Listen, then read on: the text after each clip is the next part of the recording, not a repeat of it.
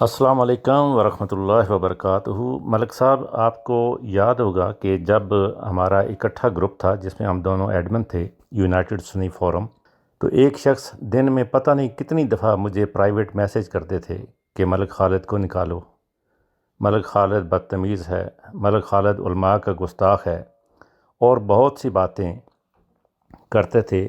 اور کچھ تو میں آپ کو بھیجتا تھا جو آپ کے پڑھنے کے قابل ہوتے تھے، کچھ نہیں بھیجتا تھا۔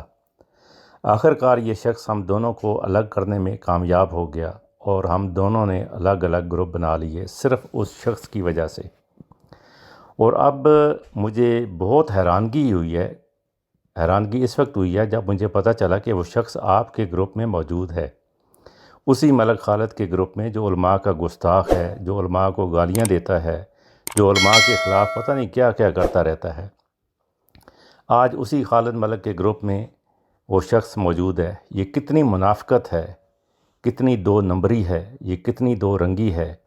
یہ انگریزیوں کا کلیہ ہے کہ ڈیوائیڈ اینڈ رول، اور موصوف اسی کلیے پہ کام کر رہے ہیں کہ ہم دونوں کو الگ کر کے تو اسی گروپ میں جو ہے وہ آپ کے موجود ہیں۔ جی بالکل آپ صحیح سمجھے ہیں، میں بات کر رہا ہوں راجہ ظفر محمود ولد راجہ محمد رمضان آف علی پور فراش، اسلام آباد۔ بہت سے لوگ جانتے ہیں اور سمجھتے ہیں، اور میں بھی یہی سمجھتا تھا کہ وہ بہت بڑے عالم دین ہیں، لیکن ایک دفعہ نہیں، دو دفعہ نہیں، 3 دفعہ ان سے ایسی جگہ پر ملاقات ہوئی جہاں پر دوسرے علماء بھی موجود تھے، اور غالباً چاند کے مسئلے پہ یا سحری کے مسئلے پہ گفتگو ہو رہی تھی، اور موصوف سے جب کوئی بات بن نہ سکی تو کتابیں لانے کا بہانہ بنا کر وہاں سے فرار ہونے میں کامیاب ہو گئے۔ اور یہ ایک دفعہ نہیں ہوا، ایک بار تو مانچسٹر میں مفتی علامہ شمس الہدیٰ صاحب تھے، اور یہ صاحب بھی تشریف لے آئے مانچسٹر میں، جہاں پہ ان کا اپنا مرکز بھی ہے۔ تو وہاں بھی انہوں نے یہی کچھ کیا کہ میں کتابیں لے کے آتا ہوں، تو مفتی شمس الہدیٰ صاحب نے کہا کہ میں رات کو بھی ادھر ہی ٹھہرتا ہوں، آپ کتابیں لے آئیں، لیکن موصوف ایسے غائب ہوئے جیسے گدھے کے سر سے سینگ۔ تو جو شخص اپنے آپ کو محقق برطانیہ بھی لکھتے ہیں، اب مجھے یہ علم نہیں ہے کہ ان کی کس چیز پر تحقیق ہے یا تحقیق کرتے ہیں، یا محقق یہ کیسے بنے ہیں۔ شاید ایران کے ریال وصول کرنے میں تحقیق کرتے ہوں کہ کیسے لیے جا سکتے ہیں، یا سعودیہ کے سسٹم کی تحقیق کرتے ہوں کہ کیسے فری حج کیا جا سکتا ہے، یا برطانوی پاؤنڈز پر تحقیق کرتے ہوں کہ کیسے گرانٹ لی جا سکتی ہے، کیسے کوئی ایڈ مل سکتی ہے۔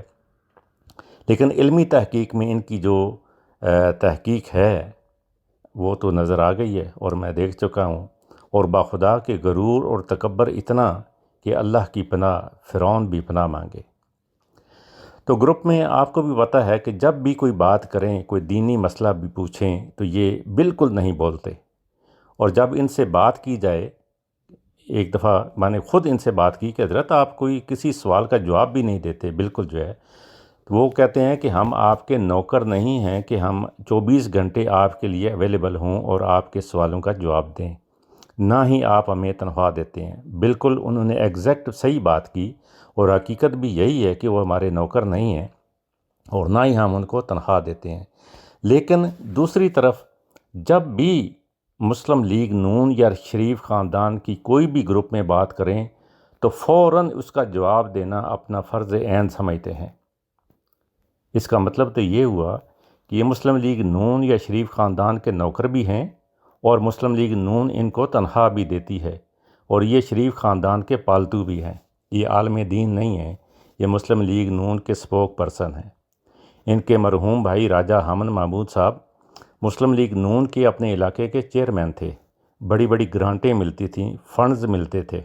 کلثوم نواز جب فوت ہوئی تو اس کے مرنے پہ ان کے چھوٹے بھائی راجہ ساجد محمود صاحب نے ان کے ختم کل اور 40ویں کے بھی ختم کروائے تھے، مجھے اچھی طرح یاد ہے، فیس بک پہ باقاعدہ انہوں نے لگایا بھی تھا۔ حضرت کچھ لوگ آنکھوں کے اندھے ہوتے ہیں اور کچھ عقل کے، یہ موصوف اپنی آنکھوں کے سے بھی اندھے ہیں اور عقل کے بھی۔ انہیں اتنی بھی عقل نہیں ہے کہ جو شخص اپنے باپ کے جنازے کو کندھا دینے پاکستان نہیں گئے تھے، جنہوں نے اپنی والدہ کے تابوت کو لندن سے پارسل کروا دیا اور خود ساتھ بھی نہیں گئے، کہ اپنے ہاتھوں سے انہیں لحد میں اتار سکیں، تو جنہوں نے اپنے خون سے وفا نہیں کی وہ آپ سے وفا کریں گے؟ ہرگز نہیں، ہرگز نہیں۔